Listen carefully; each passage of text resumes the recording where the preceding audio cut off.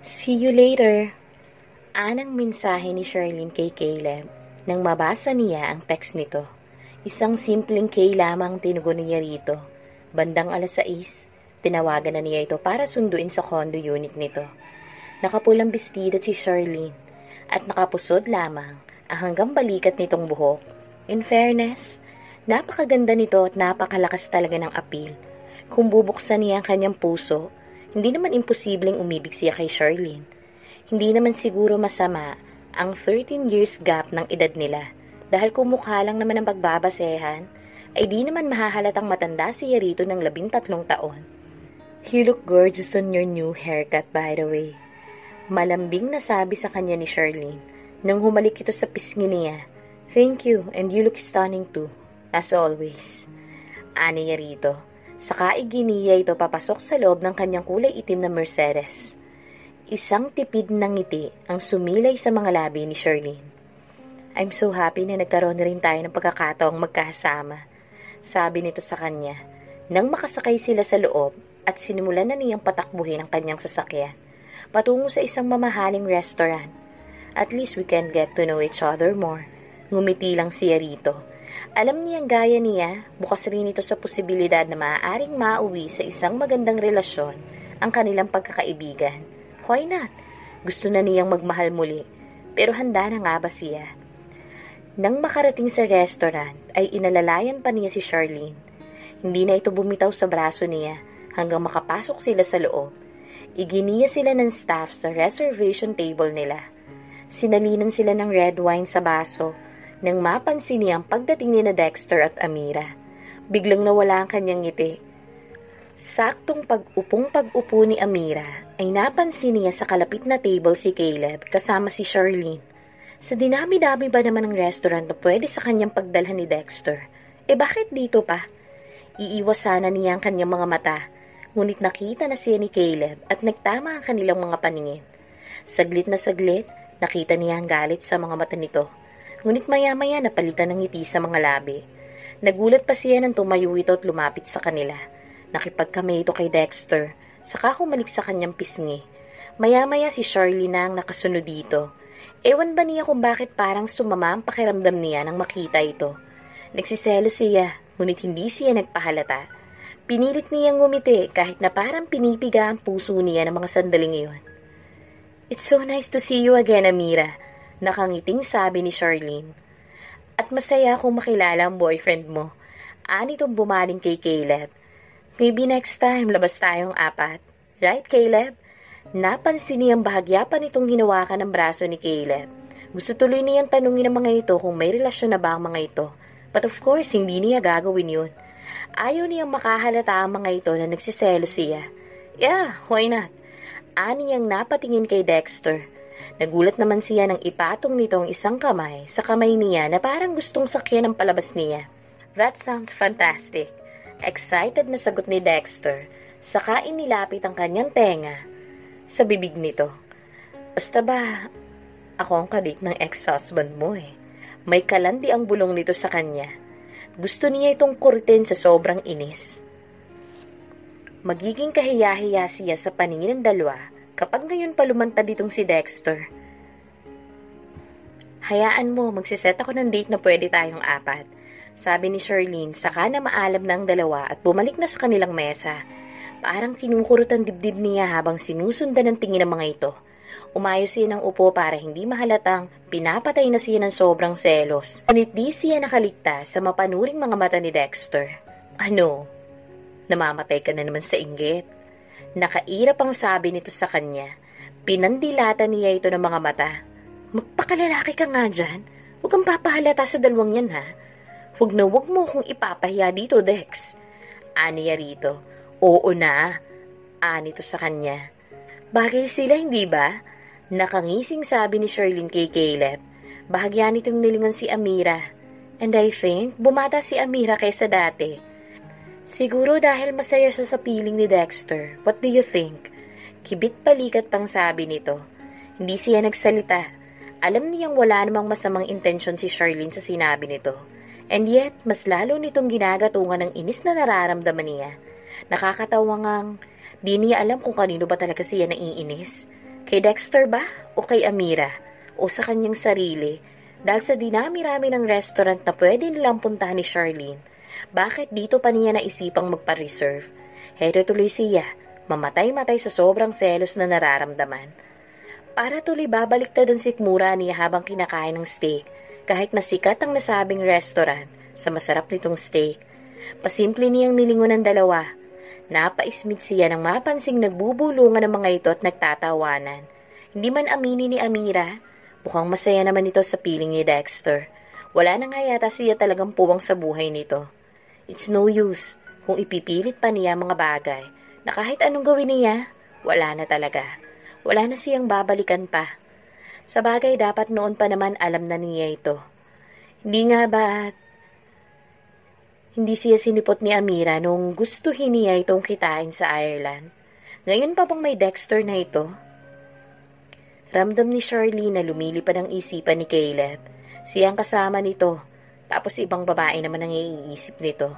Hindi naman siya tanga. Kitang-kita niya kanina kung paano nito tignan si Amira. Alam rin niyang halos mamatay ito sa sobrang selos nito kay Dexter. It's no use na pagtuunan niya ng pansin si Caleb kung wala naman itong intensyong mas maging malalim ang pagkakaibigan nilang dalawa. Hindi pa ito handang magmahal muli. Maghihintay ba siya? Hanggang sa maghiwalay sila ni Caleb, maraming tanong ang namumuo sa kanyang isip. Baka nag-aaksaya lang siya ng oras kay Caleb. Nang sa palagay niya nasa bahay na ito, tumawag siya dito. Kanina ko pa sana gustong itanong to, but I was hesitant. Ako ang babae, and yet, ako itong lumalabas na parang porsigido. Mapaklangiting ibinigay niya. But I guess, kung hihintayin pa kita, baka hindi ko na malaman pa ang sagot. Anyway, kilala mo naman ako sa pagiging straightforward ko, di ba, Caleb? That's why I want to ask you, kung ano ba ang intensyon mo sa akin. Huminga siya ng malalim, dahil pakiramdam niya, nagsisikip ang dibdib niya. Yeah, she is very straightforward, at wala siyang kinatatakutan. Pero di niya alam kung bakit ngayon parang nabubulol siya habang nagsasalita. Siguro'y dahil sanay siyang mga lalaki ay nagtatapat ng admiration ng mga ito sa kanya, not the other way around. Alam mo naman siguro noon pa na gusto kita. Actually, gustong-gusto kita. Hindi ko sinasara ang puso ko sa possibilities na magmahal muli ng iba. But I'll be honest with you, Charlene. Hanggang ngayon, mahal ko pa rin si Amira. Parang may bumara sa lalamunan ni Charlene sa sinabing yun ni Caleb. Pinagsisisihan tuloy niya nagtapat siya rito ng nararamdaman. Hindi naman siya tanga para hindi makuhang ibig nitong sabihin. Hindi siya nagpahalata, ngunit nasaktan ng husto ang pride niya. Mabuti sana kung pipitsugin lang siyang babae. Mas matatanggap pa siguro niya yun. But damn it, heto siya. Sikat at isang matagumpay na journalist. Maganda at batang-bata. Tapos nireject siya ng lalaking pinagtapatan niya ng kanyang nararamdaman. May pait sa labing napangiti siya. So, hanggang ngayon pala si Amira pa rin ang mahal mo. It's so funny na kanina, parang gusto niyo na magpahatayan sa klase ng tingin pinupukol niyo sa isa't isa. And yet, napailing siya. I guess it's no use na ipagpatuloy pa natin ang pagkikita nating to. Ani ang napahinga ng malalim. And one more thing, Caleb. Pwede bang kung may nararamdaman kayo sa isa't isa, mag-usap kayo na maayos, para walang ibang tao kayong pinapaasa at sinasaktan? For fuck's sake, Caleb. We need to talk. Mariing sabi ni Caleb kay Amira. Hinawakan niya ito sa isang braso. Pumiksi ito, ngunit hinigpitan niya ang pagkakahawak dito. Please let me go! Nagpupumiksing sabi nito, ngunit parang wala siyang naririnig. Hinila niya ito pasakay sa kanyang kotse. Akmang lalapitan siya ni Kuya Efren ito, ngunit mabilis niya itong nilingon. Hayaan niyo muna kami makapag-usap na maayos. Promise, ibabalik ko siya kapag nalinaw ko na sa kanya ang lahat. Pakiusap niya rito. Kung kaya't hinayaan na lamang siya nitong mailayo siya. Caleb, ano na naman bang kalokohan to? Inis na sabi ni Amira. Akmang lalabas ito ng sasakyan, ngunit mabilis niyang nailak ang pinto. Saka inayos ang seatbelt nito. Mag-uusap lang tayo, okay? Pagbibigay assurance niya rito, saka mabilis na pinasibad ang sasakyan.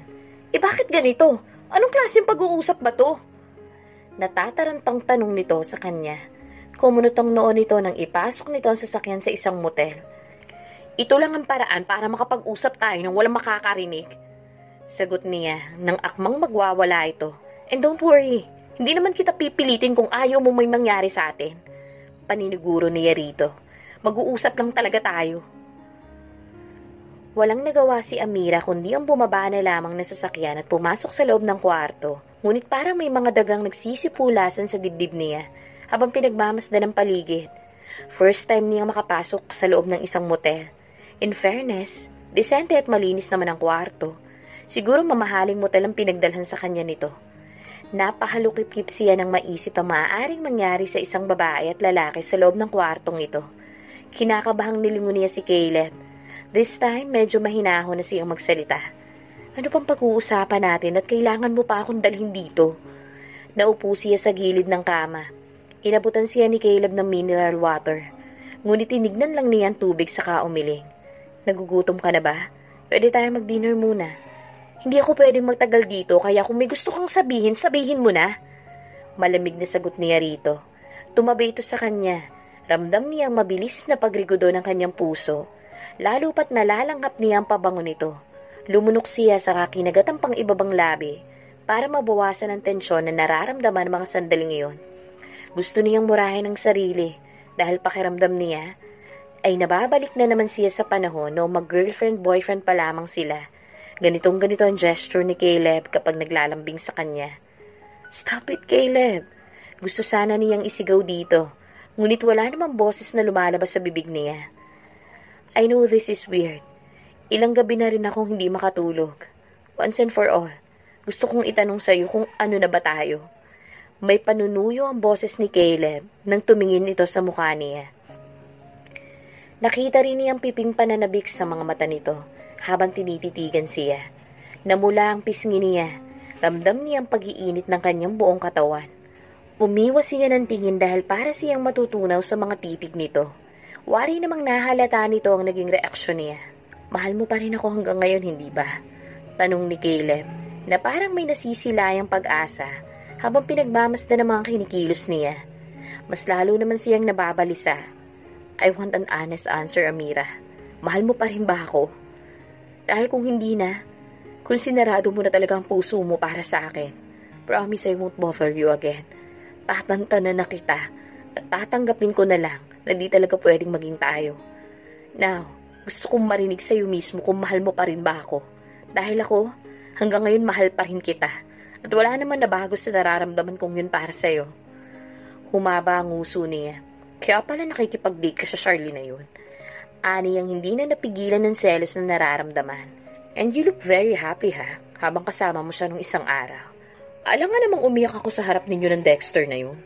Sabi nitong napa-Smith. Di nagmukha akong gago sa harapan ng lalaking yun. Yung totoo, sino ba talaga ang Dexter na yun sa buhay mo? Tanong nito. Ewan ko pero mas mukhang sa akin siya interesado kaysa sa iyo. Ang lagkit makatingin. Hindi niya alam kung matatawa o maiinis sa sinabi niyo ni Caleb. Ginagap nito ang dalawang kamay niya. We're not getting any younger, Amira. Hindi na tayo dapat nagbobolahan pa. Parami na tayong nasayang ng mga panahon, kaya pwede ba? Huwag na tayong magpaikot-ikot pa. Mahal kita. At kung iniisip mong sinungaling ako, di sana si Charlene ang sinama ko dito at hindi ikaw. Ano ba siya sa buhay mo? Mahinang tanong niya rito. Kahit pa para wala siyang halos maintindihan sa sinasabi nito. Lutang ang utak niya. Ang tanging naririnig lamang niya ay ang sinabi nitong mahal siya nito. Kaibigan ko lang si Charlene, okay? At tinapat ko na siya na hanggang doon lang talaga ang pwede kong ibigay sa kanya. Dahil nga ikaw ang gusto kong makasama habang buhay. Mangyak-ngiyak siya habang nakayuko. Ang totoo nung pinuntahan mo ako sa Ireland. Pinuntahan kita sa hotel mo pero nakapag-check out ka na raw. Natanggal pa nga ako sa trabaho dahil hindi na ako nakapagpaalam sa boss ko nang abangan kita sa airport. Halos 1 month rin akong walang work. Mabuti nakilala ko si Dexter. Tinulungan niya ako makapaghanap ng trabaho. Halos paanas lamang na pagtatapat niya rito. Hindi makapaniwala si Caleb habang nakikinig sa kanya. Tumutulo na ang luha niya ng tingnan nito. Wala rin naman akong ibang lalaking minahal kundi ikaw lang. Sa palagay mo ba babalik pa ako dito ng Pilipinas kung di ako maasang maayos pa ang pagsasama natin? Nahihiyang pag-amin niya rito. Niyakap siya nito na mahigpit saka hinalakan ng kanyang kamay. My God, akala ko ayaw mo na talaga ako makita, kaya nagmamadali akong bumalik ng Pilipinas. Hindi ko alam na... Teka, bakit sinundan ka dito ng Dexter na yun kung wala namamagitan sa inyong dalawa? Nalilitong tanong nito. Talagang uuwi rin siya ng Pilipinas para kunin yung mana niya sa tatay niya. Kaso kailangan may ipakilala siyang girlfriend, kaya pumayag ako magpanggap na girlfriend niya. Paliwanag niya rito. Kumunot ang noon nito. Pumayag ka magpagamit sa lokong yun?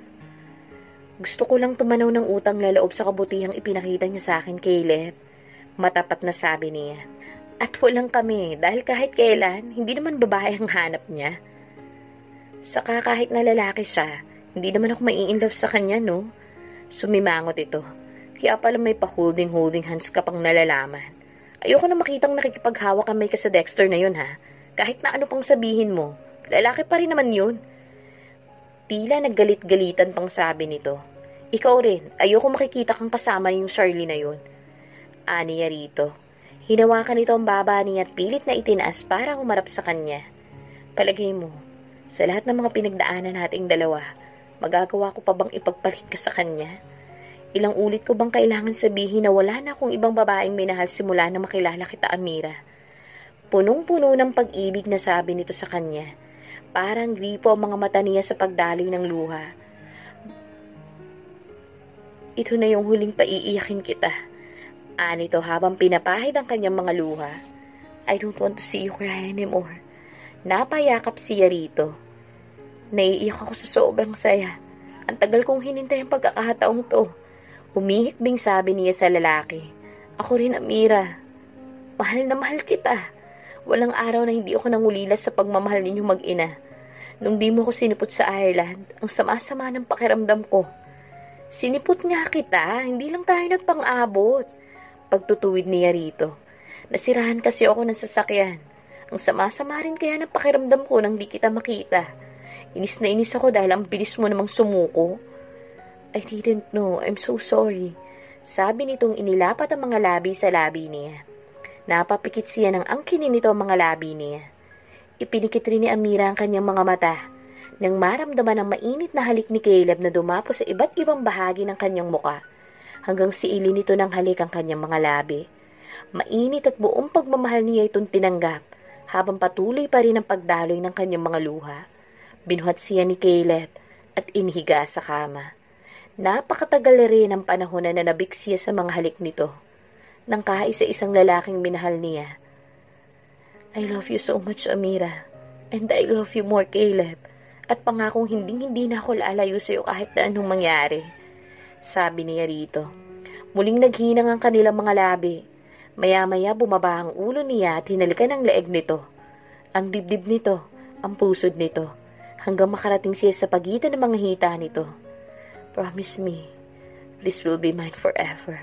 Malambing na sabi nito sa kanya. Yes, Mr. Pagar, I am all yours. Tugon naman niya rito.